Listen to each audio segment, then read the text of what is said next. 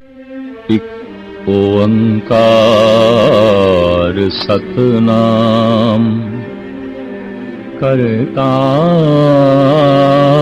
पुरख निर्भव निर्वैर अकाल मूरत आजूनी सैभं गुरु प्रसाद।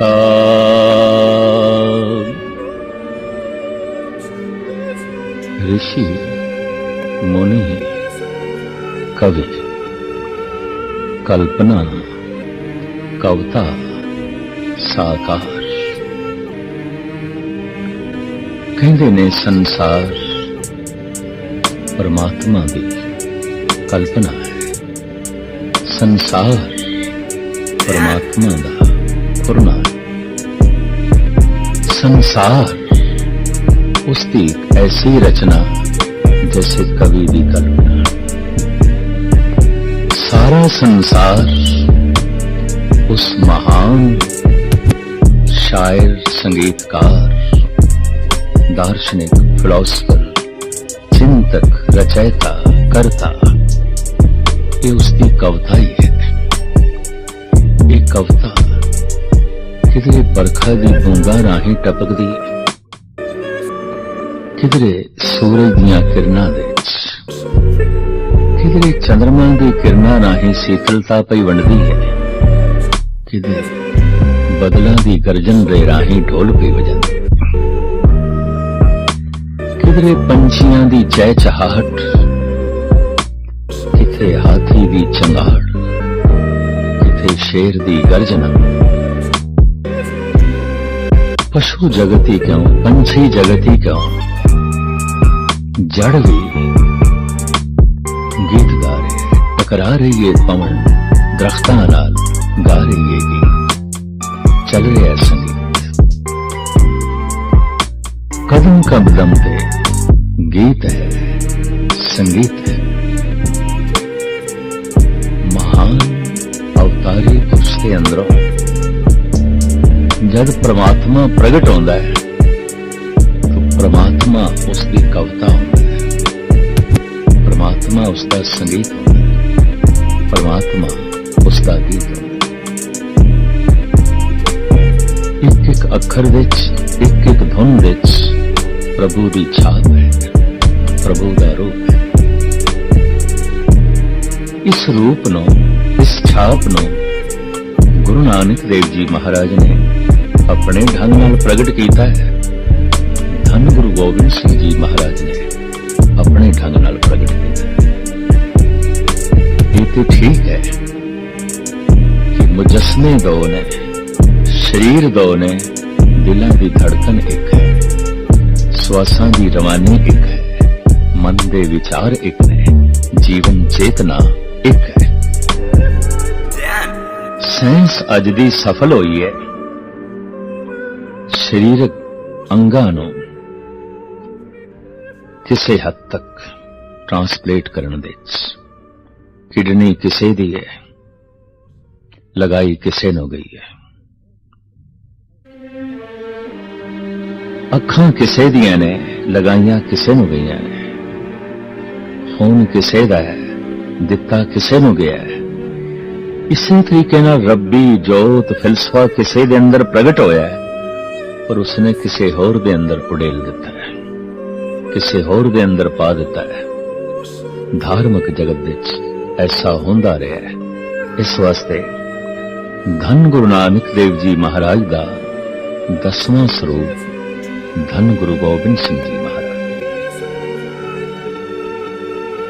ओ ते अपने बोलों दिते अपने आप को कवि करके ही लिखते हैं। कविओ बाज, कविओ बाज, एक कवि देवो, एक कवि देवो। हर रस की कविता आपकी आत्मा की डुंगाई चो बाहर प्रगट हो रही है।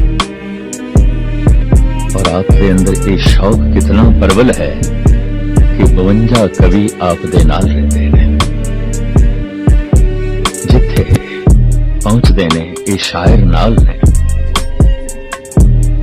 कविता दा रूप हर वक्त साकार रूप दे विराजमान होंदा सी ते कविता दे राहीं निरंकार दा ज्ञान, निरंकार दा स्वरूप जगत दे सामने, श्रोतिਆਂ दे सामने चित्रण होंदा रहिंदा सी। धन गुरु गोबिंद सिंह जी महाराज आप अपनी बाणी विच ऐसा प्रमाण करते ने, तारन लोक उदाहरण भूमि दैत संगारन चंड होई है।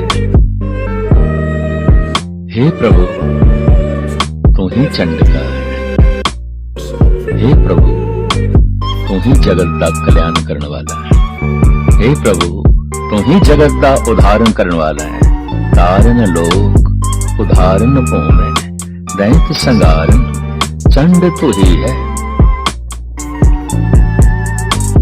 काल कला ईस कमला हर अद्र सुधा जै देखो वही है।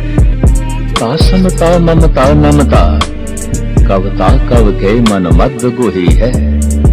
तीनों है कंचन लो जगत्र में पारस मूरत जाहे छुई है। तासमता ममता नमता कवता कव के मन मद गुही है। हे प्रभु तू ही कवता है तमो गुण दी, तू ही कवता है रजो गुण दी, तू ही कवता है सतो गुण दी। सारे ब्रह्मंड दे रस नूं अवस्थावां नूं इन्हां तीन गुणां विच वंड सकदे हां। हैं ऐसे विचार जो तमो गुणी ने, हैं ऐसे विचार जो रजो गुणी ने, हैं ऐसे विचार जो सदो गुणी ने। है ऐसी जिंदगी जो तमो गुणी है ऐसा जीवन जो रजो गुणी है, और है ऐसा जीवन जो सतो गुणी है ऐसी खुराक ऐसा भोजन जो तमो गुणी है, रजो गुणी है।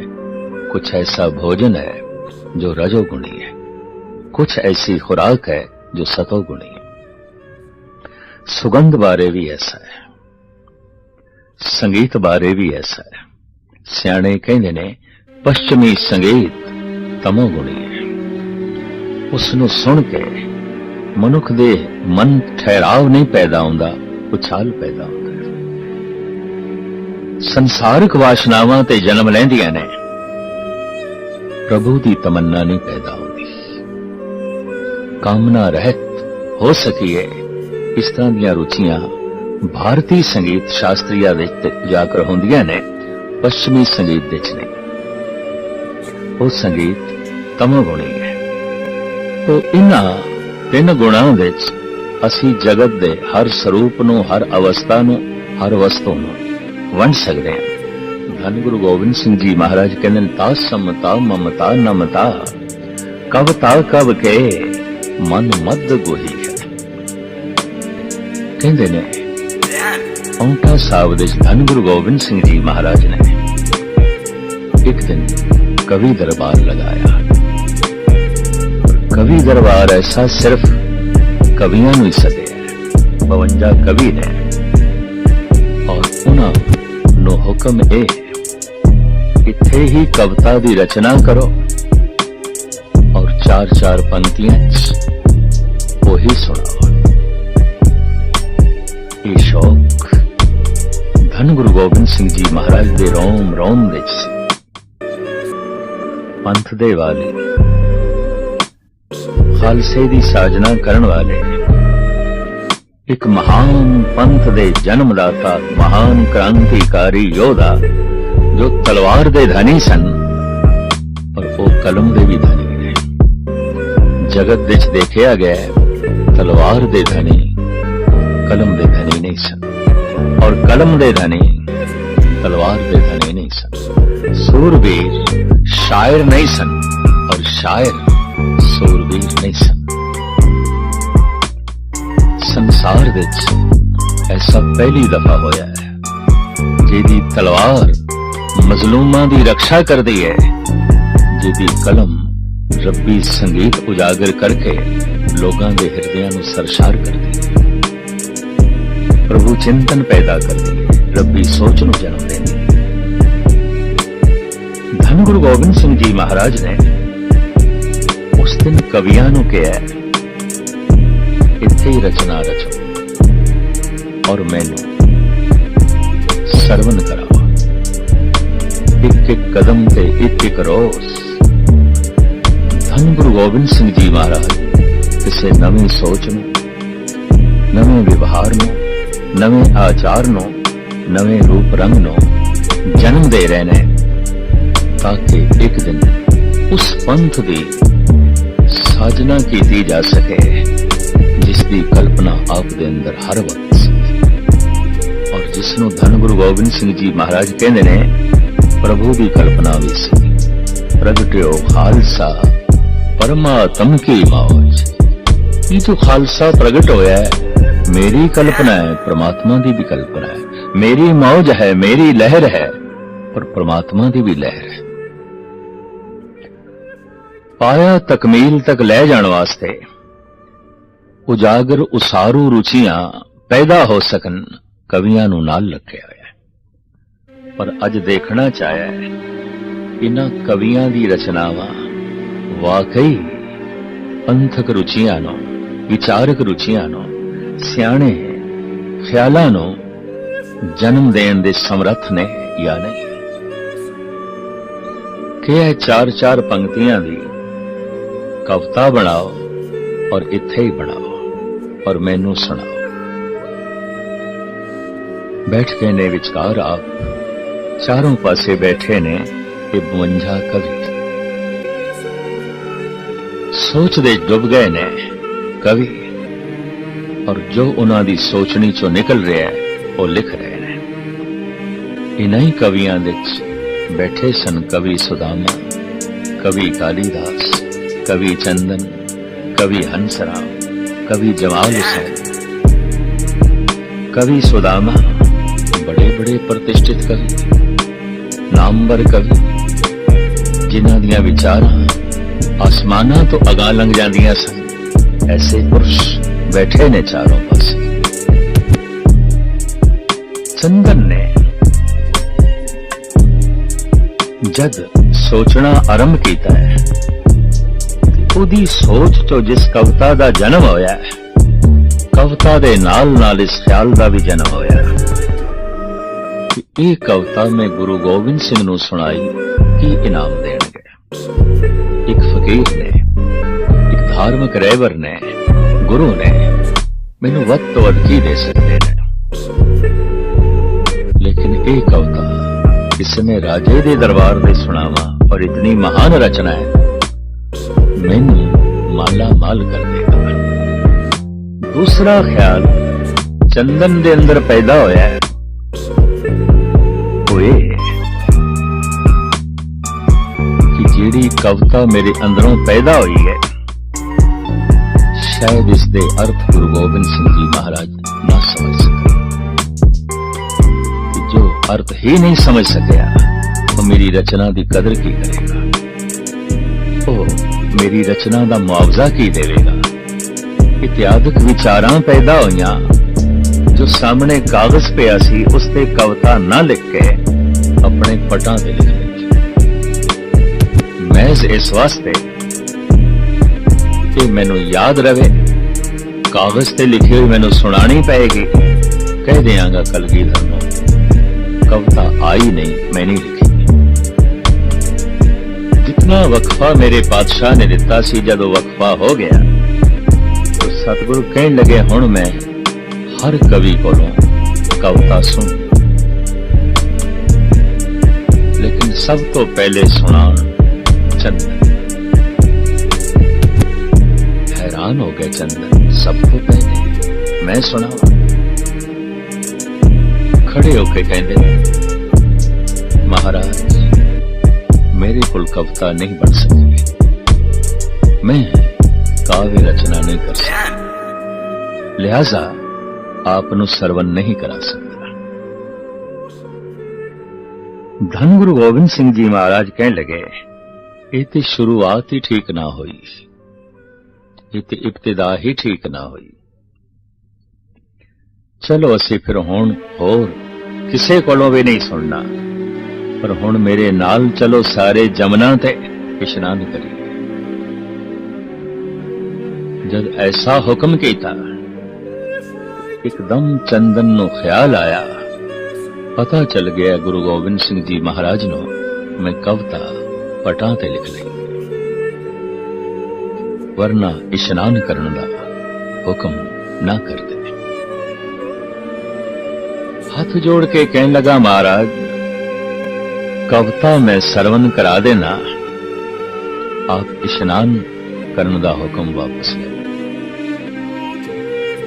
अच्छा कविता बनी है? हाँ महाराज बनी है, मैं गलत बयानी की थी। क्यों की थी? महाराज दो ख्याल पैदा हुए। प्रथम तो ये इतनी महान रचना है, इतनी उच्ची रचना है, आप शायद इसके अर्थ ना समझ सको। दूसरा, इतनी उच्ची रचना है, इतना उच्चा मैनू इनाम इस फकीरी दर को प्राप्त नहीं हो सकेगा। ये दो ख्याल मेरे अंदर पैदा हुए। धन गुरु गोविंद सिंह जी महाराज कहते ने, चंदन तेरी कविता इतनी अजीम, इतनी महान, इसके अर्थ होने ही चाहिए। चौकदार नू आवाज मारी, आखिया धन्ना सिंह नू बुला लिया। धन्ना सिंह धन गुरु गोबिंद सिंह जी महाराज दे घोड़े दी मालिश करदा हुंदा सी, खरखरा करदा हुंदा सी, घास खोद के लियांदा सी।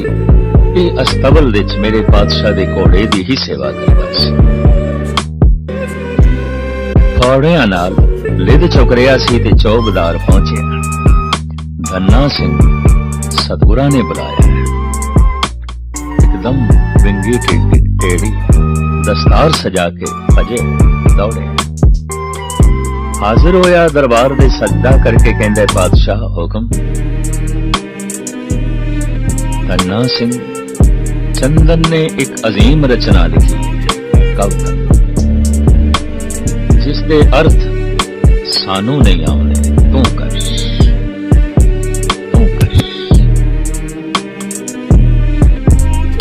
धन्ना सिंह ने अपना सिर झुकाया है। धन गुरु गोबिंद सिंह जी महाराज ने मेर भरिया हाथ रख दिता, बख्शिश भरा हाथ रख दिता। ये अनपढ़ सिंह, ये घोड़े की सेवा करने वाला, ये अस्पताल दे रहने वाला, हुण सिर उच्चा करके मान नाल कहंदा है, चंदन जी अपनी कविता सुनाओ। तो चंदन ने जिहड़ी रचना सुनाई है वो ये, नौ सात पिए, नौ सात पिए, नौ सात पिए, नौ सात पे आए, नौ सात रचे, नौ सात बजे, नौ सात पिया पर दायक पाए। जीत कला नौ सातन की, नौ सातन के मुख अंचर छाए, मानो मेघ के मंडल में कवि चंदन चंद कलेवर छाए।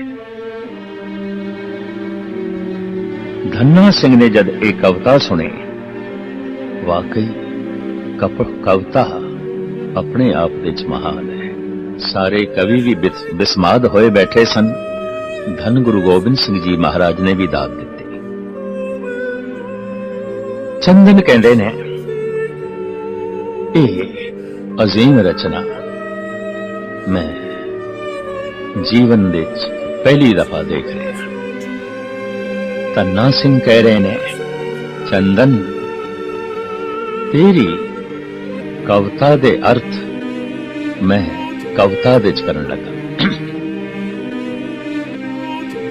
सुन धन्ना सिंह अर्थ बखाना, ती खोड़स बरखन बेवाना, तन खोड़स सिंगार सुहायो, खोड़स मासन में पिए आयो, खोड़स घर को चौपड़ रच्यो, खोड़स दाए लाए सुख मच्यो, सोई प्यारो खोड़स लायो, खोड़स की बाजी जै पायो, खोड़स कला चंदमुख जोई, हार पाए प्रिय छादत सो।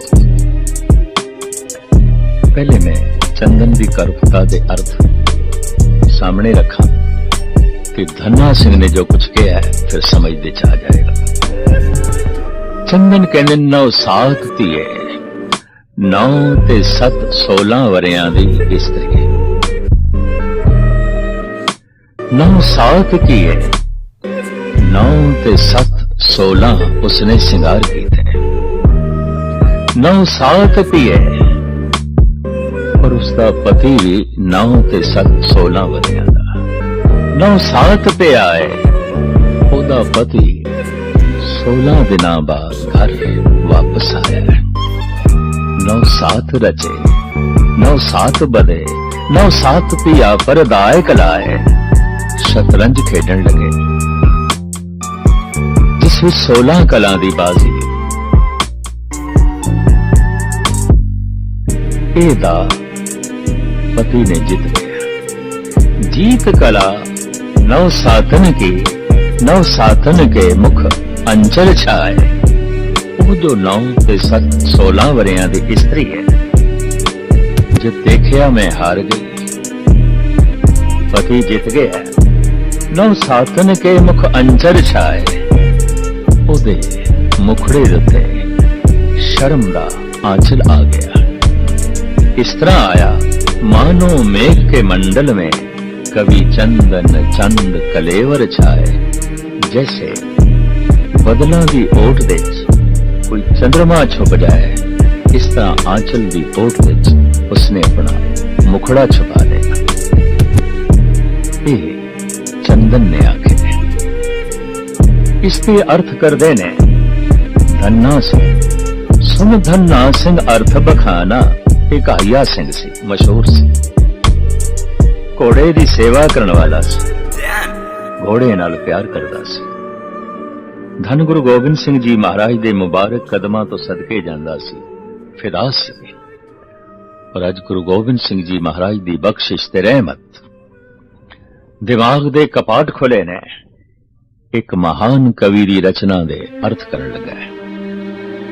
और धन्ना सिंह कहंदे ने चंदन तेरी कविता दे अर्थ मैं कविता च करन लगा।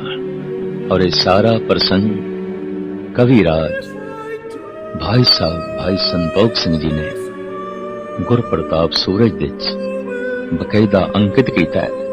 जिसकी कथा हर इतिहासक गुरुद्वारे हर वड्डे गुरुद्वारे शाम के समय हो रही है। कई सदियां तो हो रही है। भाई साहब भाई संतोख सिंह जी की एक अजीम रचना। धन्ना सिंह इंज बोले सुन धन्ना सिंह अर्थ बखाना। ती खोड़स बरखन वहवाना। खोड़स खट 10 खट 6 ते 10 16। ती खोड़स बरखन वहवाना। 16 वरियां दी ती इस्त्री। तन खोड़स सिंगार सिंह सुहाया। तन दे उत्ते खट 10 16 सिंगार सवाय मान की थे। खोड़ समासन में पिए आयो। खट 10 खोड़स 16 महीने तो बाद पति घर दे चाया। खोड़ समासन में पे आयो। खोड़स कला चंद मुख जोई। हार पाए त्रिय छादत सोई। सोई प्यारो खोड़स लायो। खोड़स की बाजीजे पायो। खोड़स कला चंद मुख जोई। हार पाए त्रिय छादत सोई। 16 कला दी बाजी बिछाई पति ने। और एक चौपड़ के शतरंज जित गया ये 16 वरियां दा पति। हार गई ये 16 वरियां दी पत्नी। हारी हुई शर्म दी मारी ने आंचल नाल मुखड़ा इस तरह छुपाया है। हार पाए त्रिय छादत सोई। मानो बदलों की ओट विच चंद्रमा छुप गया। हैरान होया एक दफा ते चंदन इति घालिया सिंह है। इति घोड़े की सेवा करने वाला है। पर मेरी कविता दे अर्थ। पर धन्ना सिंह अगे बोले चंदन कविराज मैं थोड़ी कविता दे अर्थ कर दिते। हुण तुसी मेरी कविता दे अर्थ करो। हुण मैं कविता सुनाण लगा। हैरान धन होया चंदन, धन्ना सिंह और कविता। कौन दसे परमात्मा कवि है, जुड़ जाता जो परमात्मा नाल वो महाकवि हो जाता है। धन गुरु गोबिंद सिंह जी महाराज कवि, और उन्होंने कदमां नाल जो जुड़े कवि। परमात्मा उन्होंने अंदरों बाहर प्रगट होया है, वगया है कविता दे राही, गीत राही, संगीत राही।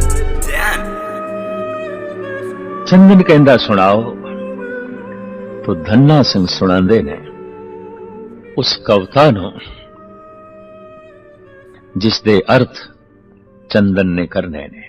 मीन मरे जल के परसे, कब हो न मरे पर पावक पाए। हाथी मरे मद के परसे, कब हो न मरे तन ताप के आए। तिया मरे पी के परसे, कब हो न मरे परदेस से दाए। गूढ़ में बात कही द्विजराज, विचार सके ना बिना चितलाए। ऐ कबीराज, मैं बड़ी गूढ़ी गल कह दी। बिना विचार तो, बिना गहरे तल विच गए तो मेरी कविता दे अर्थ तेरे पल्ले नहीं पैने। कर मेरी कविता दे अर्थ।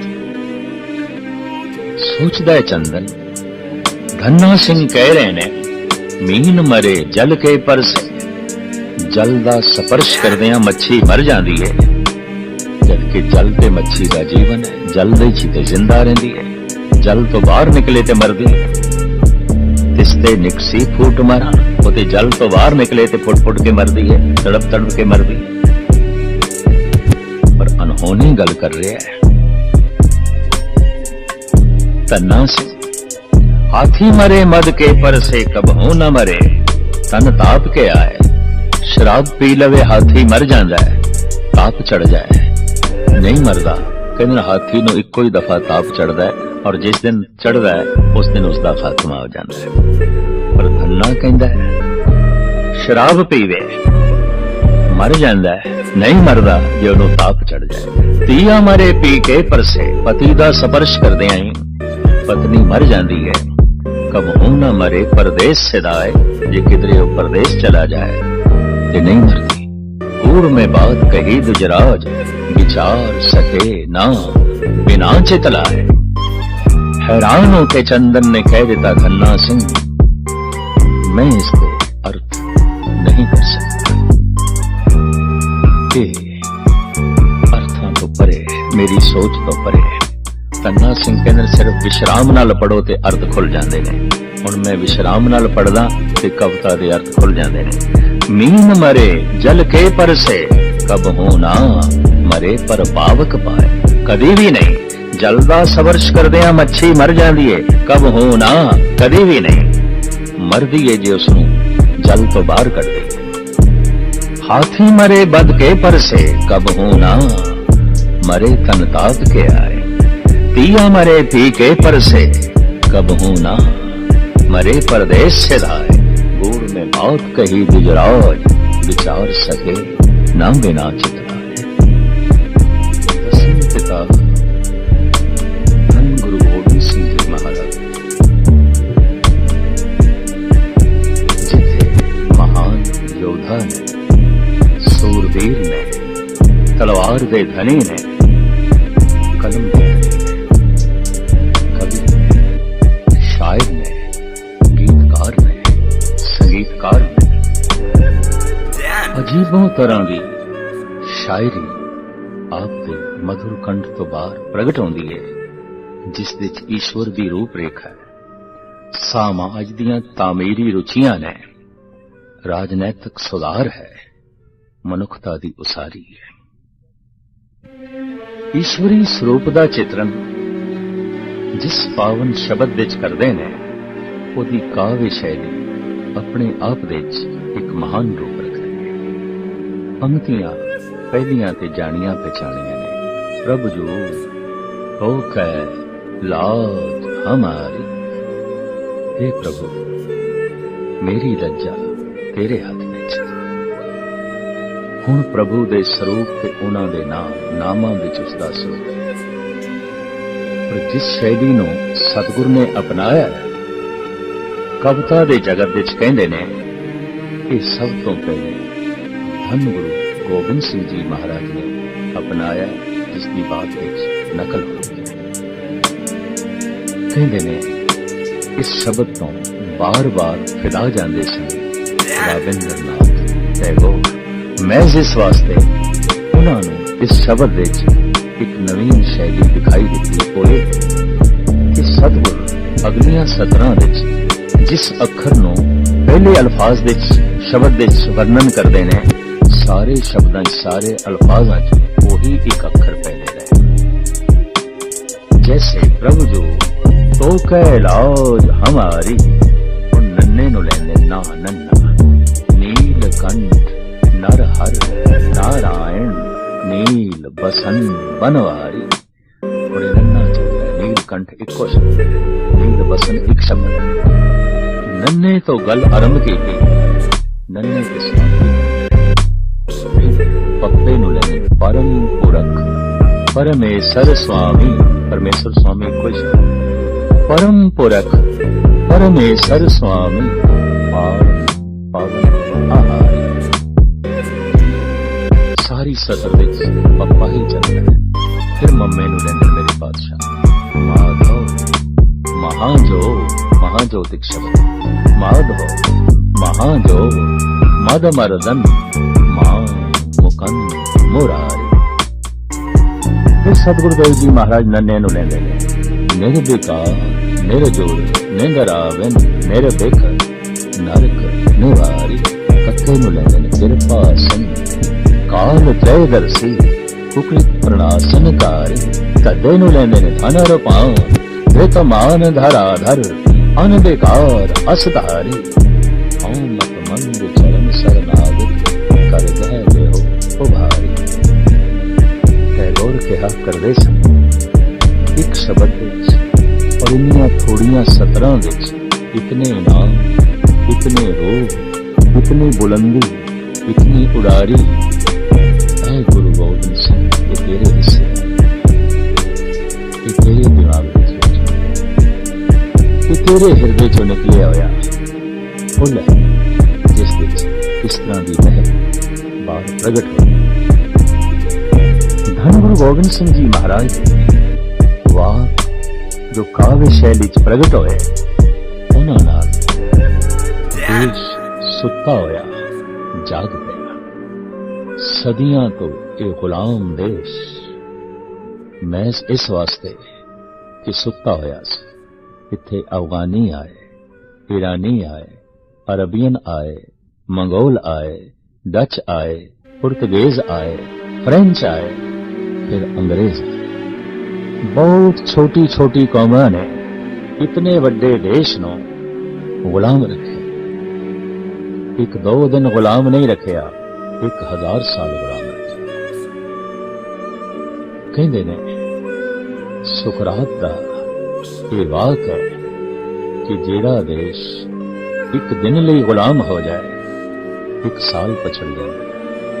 जेड़ा देश 1 साल लई गुलाम हो जाए वो 100 साल पछड़ जाए। और जेड़ा देश 100 साल वास्ते गुलाम हो जाए वो हमेशा नहीं पछड़ जाए। ये देश 1000 साल गुलाम रहे।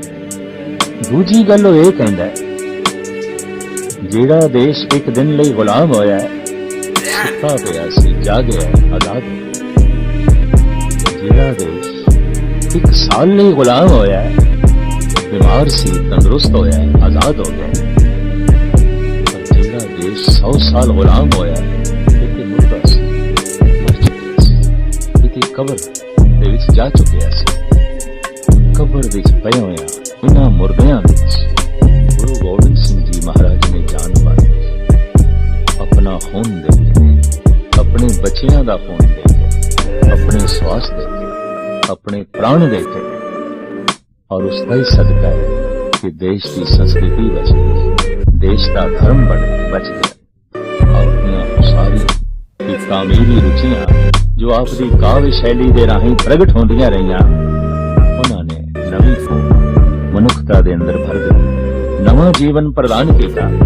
भाई साहब भाई संतोख सिंह जी कहते हैं, छाए जाती एकता अनेकता फैलाए जाती, होवत कुचीलता कदे बन पुराने, पाप ही परपक जाते धर्म धसक जाते, वरन गरक जाते सहज विलान की, देवी देव देवरे संतोख सिंह दूर होते, रीत मिट जाती कथा वेदन पुराण की, श्री गुरु गोविंद सिंह पावन परम सो, मूर्त न होती जो कह करना निधान, ऐसी बख्शिश भरी जे मूर्ति ना होनी, देश की संस्कृति देश का धर्म देश दियां पुरानियां परंपरावां फिर सुरजीत नहीं हो सकती। मरण के किनारे सन, मर चुकियां सन, सुरजीत कीतियां धन गुरु गोबिंद सिंह जी महाराज ने। उन्होंने अपने बोल, उन्होंने अपना एक शब्द, उन्होंने अपनी मंग अपनी चाहत तर्ज जिंदगी बाहर प्रगट होंदी है। बड़ा सोहना वाक है मेरे पातशाह का, जो किछ इच्छ करो धन चलो धन दे संदेश दिया। हे प्रभु, मैं तेरे को धन की इच्छा नहीं करता, क्यों? बिना इच्छा तो धन दसों दिशावां तो मेरे कदमां दे चल के अपने आप आ रहे। मैं क्यों कामना करूं, मैं क्यों इच्छा करूं? जो किछ इच्छ करो धन की, तो चलियो धन दे संदेश ते आवे। ओ सब रिद्धन सिद्धन पे हमरो नहीं नैक, या ललचावे। योगी जपीश्वर तपीश्वर तप कर देने, रिद्धि मिले सिद्धि मिले, हथां च बरकत आवे, करामात मिले। धन गुरु गोबिंद सिंह जी महाराज कहते ने, किसी सिद्धि की लोड़ नहीं, किसी रिद्धि की लोड़ नहीं। मेरे मन विच रिद्धियां सिद्धियां का कोई लालच नहीं, इहदी मैनूं कोई लोड़ नहीं। ओ सब रिद्धन सिद्धन पे हमरो नहीं नैक, हिया ललचावे। और सुनो कछ जोग बिके, कर कौन इतो तप के तन कावे। तूने तपाने जल धारा करने, प्राणायाम की साधना करके उम्र नूं लंबा करना, ये मेरे जीवन की चाहत नहीं। बहुत छोटी जी जिंदगी गुरु गोबिंद सिंह जी महाराज ने जीवी, कुल 42 साल संघर्ष रहा है। उस वक्त हुकूमत के मुखी औरंगजेब नाल जिंदा रहा है वो 92 साल। जिंदगी रही गुरु गोबिंद सिंह की 42 साल। हैरानी, जब कोई हैरान होकर ऐसा पूछता है तो मैं कहना, फुल की जिंदगी बहुत थोड़ी होती है, बहुत थोड़ी होती है। कंडे की जिंदगी बहुत लंबी होती, बहुत लंबी। कंडा खिड़िया ही नहीं, ये मुरझाएगा। फुल खिड़िया है और जो खिड़ता है मुरझाता है। जिथे जिंदगी है उथे ही खतरा है, जिथे जिंदगी ही नहीं पहले ही कब्र च पिया है, उन्हों की खतरा है। जलदे हुए दीपक नूं खतरा है, बुझे हुए दीपक नूं की खतरा है, खिड़े हुए फुल नूं खतरा है, कंडिया नूं की खतरा है। 42 साल जीवन पर फुल की तरह कहते हैं, 1000 साल कंडिया की जिंदगी जीवन तो बेहतर है एक दिन फुल्लां की तरह जीवन। अनंत काल तक कंडिया की तरह जीवना, उन्हां कंडिया की तरह जो दूजियां नूं भी चुगन ते अपने आप नूं भी चुगन, बेहतर है उस फुल की तरह जीवना।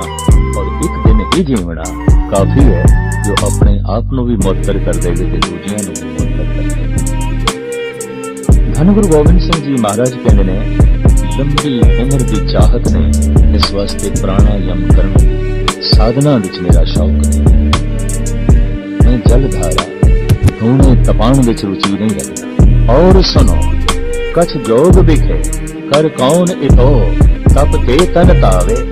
आखिर थोड़ी कोई चाहत ते होवेगी, क्योंकि कहते ने चाहे अवतार है, चाहे संसारी है, चाहे संत है, चाहे राजनैतिक है, उनकी जीवन या कुछ न कुछ चाहता होंगी। ख्वाहिशां होंदियां ने जिन्हां नूं वो पाया तकमील तक ले जाना चाहता है, तो कोई ना कोई कामना तो होवेगी। धन गुरु गोबिंद सिंह जी महाराज छुपाते ने, जाहिर करते हैं। उन्हां दा वार बड़ा कीमती है, सुनन योग है। दोहरा रहा मैं, जो किछ इच्छ करो धन की, तो चलियो धन दे संदेश ते आ। औ सब रिद्धन सिद्धन पे, हमरो नई नैक हिया ललचावे। और सुनो कछ जोग बिखे, कर कौन इतो तप के तन तावे। जूझ मरो रण में तज भय, तुम ते बस श्याम है बर पा। हे प्रभु यही बर दे, मजलूम दी खातर, देश दी खातर, धर्म दी खातर मैं मैदान दे जंग दे झूझदा झूझदा लड़ मरा, अपने प्राणों की आहुति दे दिया। और कोई इच्छा नहीं, और कोई इच्छा नहीं। मैं मरना चाहना देश तो, मैं मिटना चाहना मजलूम तो, मैं फिदा होना चाहना देश दियां परंपरावां तो। इस तरह का देश भगत, इस तरह का समाज सुधार, इस तरह का धार्मिक अवतार रूहे जमीन विच पहली दफा होया है, जो अपने हर तल पे संपूर्ण है, मुकम्मल है, हर दिशा विच मुकम्मल है। देखा गया बड़े बड़े दानी होए ने, वो सूरवीर नहीं सन, सूरवीर सन ते भगत नहीं सन, भगत सन ते वो योधे नहीं सन। लेकिन एक शख्सियत ऐसी आलमे वजूद दे जाए, वो भगत भी है, वो योद्धा भी है, वो दानी भी है। वो भगत ऐसा है हर वक्त प्रभु नूं अपनी याद दे रखे। तलवारां दे टकराण दी आवाज उन्होंने वाहिगुरु वाहिगुरु दी धुन सुनाई देती। बरखा दियां बूंदां उन्होंने परमात्मा दी रहमत दिखाई देती। वगदे हुए दरिया उसनूं ज्ञान दा बहाव दिखाई देंदे ने। चढ़िया होया सूरज उन्होंने रब्बी नूर दिखाई देंदा। हे रव, हे सस, हे करणानिक, हे प्रभु तू रवि है, हे प्रभु तू शशि है, तू ते चंद्रमा है, तू ते सूरज है, तू ते दरिया है, तू ते खिड़िया होया फुल है। ऐसियां ऐसियां तस्वीरां दित्तियां ने धन गुरु गोबिंद सिंह जी महाराज ने आपनों हर रूप दे परमात्मा की उतरती हुई बख्शिश दिखाई दे रही।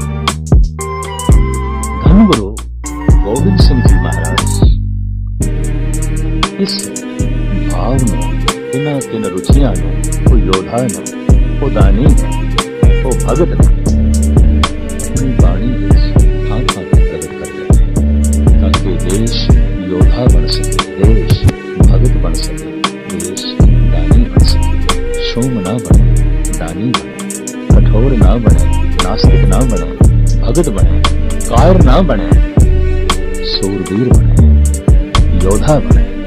और ऐसा योद्धा कि लखां दा भी घेरा पै जाए कि आख दे भावें लखां नूं मैं जित नहीं सकता, लखां नाल मैं लड़ तो सकता। धन गुरु गोबिंद सिंह जी महाराज कहते तलवार चुकना, ये लड़ना मेरा शौक नहीं, मेरी मजबूरी। बड़े कीमती हो और उन्होंने इस शायरी में सफरनामा और ये सारी पर्शियन पहले अवतारी पुरुष ने जिन्हों की रचना संस्कृत दे छे, अरबी दे छे, पर्शियन दे छे, ब्रिज दे छे, पंजाबी दे छे। और हर रचना आसमानां नूं पाड़ के बुलंदियां नूं छूंदी है। धन गुरु गोबिंद सिंह जी महाराज साफ कह रहे ने, बलाचार दी दरम्या आमदम, बतदबीरो हीरो तो बन आमदम। लाचार होके मैं तलवार चुकी है, खुशी नाल नहीं, खेड़े नाल नहीं। मैं देखे है और मैं ऐसा समझदा, चूंकारज हमा हीलते दरगुजस्त, हलालस्त बुरदम्बा शमशीर दस्त। हाथ जोड़ के अगर जालिम दे कदम रुकदे हो हीले तरले विचार नाल धारा नाल अगर जालिम अपने पैरां नूं नहीं रोकदा और अपने पैरां दे थले मजलूमां दे सिर कुचलदा है, रुकदा ही नहीं। तलवार चुकना मैं अपना धर्म से चूंकार समा हीर थे दरगो यस्त हलालस्त बुरदम्बा शमशीर दस्त। धन गुरु गोविंद सिंह जी महाराज की सिर तो सलाह है। मुस्लिम कवि भला यार बड़े बुलंद पाया बहुत सतगुरु बारे कहना है, इंसाफ करे जी में जमाना तो यकीन है, कह दे गुरु गोविंद का सानी ही नहीं। अगर दुनिया के चिंतक विचारक दर्शक लेखक इंसाफ की दृष्टि नाल गुरु गोबिंद सिंह नूं देखन ते उस नतीजे ते पहुंचणगे कि हे परिपूर्ण परमात्मा, गुरु गोबिंद सिंह की सिरजना करके तुम अपनी करामात नूं अपनी कला नूं इंतहा दे लाला दौलत राय ने एक किताब लिखी है उर्दू में, स्वाने उमरी गुरु गोबिंद सिंह, स्वाने उमरी गुरु गोबिंद सिंह। ये आर्या समाज के उगे प्रचारक दीवाचे भूमिका दे चो कहते ने ईश्वर की सारी रहमत खत्म हुई जिथे बने गुरु गोबिंद सिंह। ईश्वर की सारी सियाणप जिथे खत्म हुई बने गुरु गोबिंद सिंह। ईश्वर की सारी कोमलता जिथे कठी हुई बने गुरु गोबिंद सिंह। और ईश्वर की सारी कारीगरी जिथे खत्म हुई बने गुरु गोबिंद सिंह। ईश्वर का साहस दलेरी सूरबीरता जिथे कठी हुई उसे तो ही बने गुरु गोबिंद सिंह। लाला दौलत राय कहने हे प्रभु, ये तेरी कारीगरी का कमाल है कि गुरु गोबिंद सिंह जैसा मुजस्मा तू रचे। सिरजना की जो हर पहलू विच मुकम्मल है, जो हर पहलू विच पूर्ण है, कहंदे ने घेरे है अज कुछ एहलकारां ने जो उस वक्त दे शहनशाह नाल गूढ़े संबंध रखते सन, पर धन गुरु गोबिंद सिंह जी महाराज विच भी श्रद्धा रखते सन।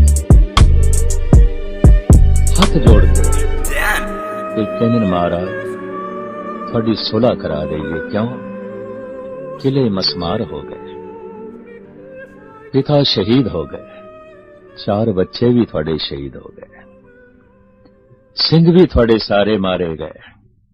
हुण थोड़े कोल शस्त्र भी नहीं, हुण थोड़े कोल बस्तर भी नहीं, हुण थोड़े कोल थोड़ा घोड़ा भी नहीं, हुण थोड़े जेब विच धन भी नहीं रहा, हुण तुसीं कल्ले रह गए, तनहा रह गए।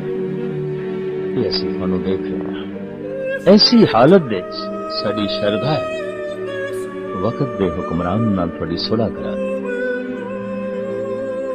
साहिब कहंदे ने सुलह विच जीवना साडा धर्म है, सुलह विच जीवना साडी जिंदगी, सुलह कुन तबीयत साडा फर्ज है, साडा सुभाव है। फिर महाराज असी सुलह करा देने आ, एक शर्त है कि तुसी हार मान लो, असी सुलह करा देंगे। साहब कहने नहीं हो सकती, हार पे हो गई है। महाराज कहने हार हो जानी और गल है, हार मन लेनी नहीं बन सकती। पर थोड़े कोल तो कुछ भी नहीं, न शस्त्र न वस्त्र न किले न महल न धन न संपदा न सिंह न फौज। महाराज कहने बार बार ये ना आखो कुछ नहीं है मेरे कोल, कुछ ही है तो मेरे बादशाह दे बोल कलाम परशियन की कविता, न साजो न बाजो न फौजो न फर्श, खुदावंद बख्शंदई ऐशो अर्श। ठीक है मेरे कोल फौज नहीं, मेरे कोल किले नहीं, मेरे कोल धन संपदा नहीं, पर मेरे हृदय च खुदा की याद है। जितने चिर तक वो मेरे हृदय च बैठा है, मैं हार नहीं मान सकता। क्योंकि खुदा की हार हो जाएगी, क्योंकि परमात्मा की हार हो जाएगी, मैं नहीं मान सकता। उसी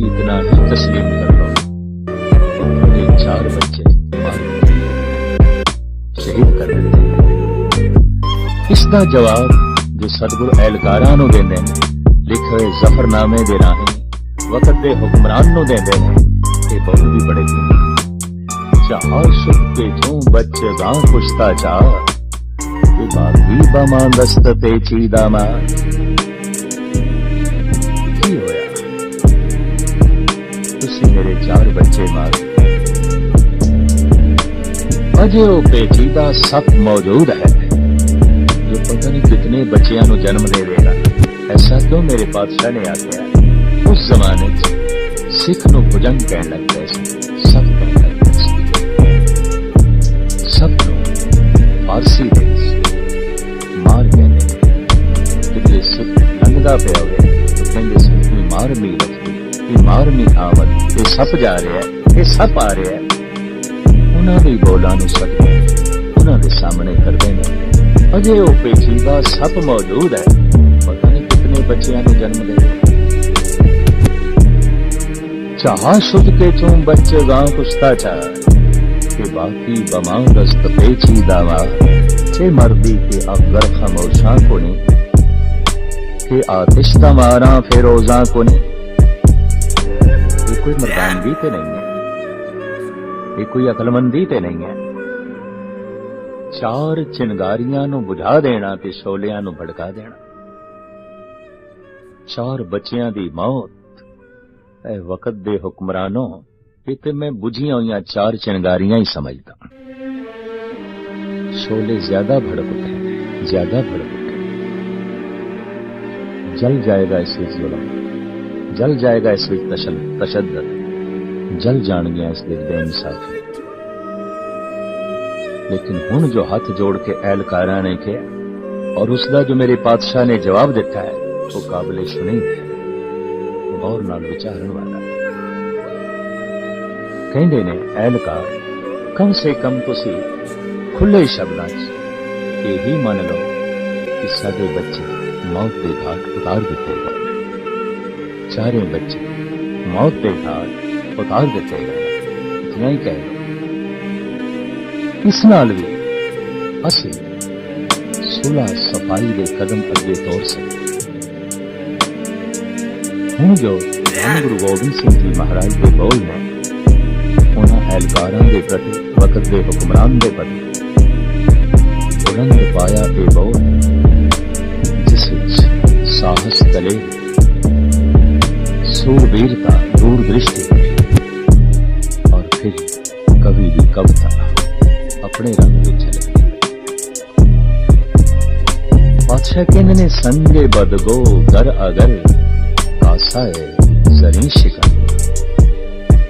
दुष्ट मनो अगर भारी भरखम पत्थर चुकते सोने दे प्याले नु तोड़ना चाहे तो महाराज कहने मैं कबूल करता सोने का प्याला टूट जाएगा पत्थर नहीं टूटेगा नहीं टूटेगा सोने का प्याला टूट जाएगा।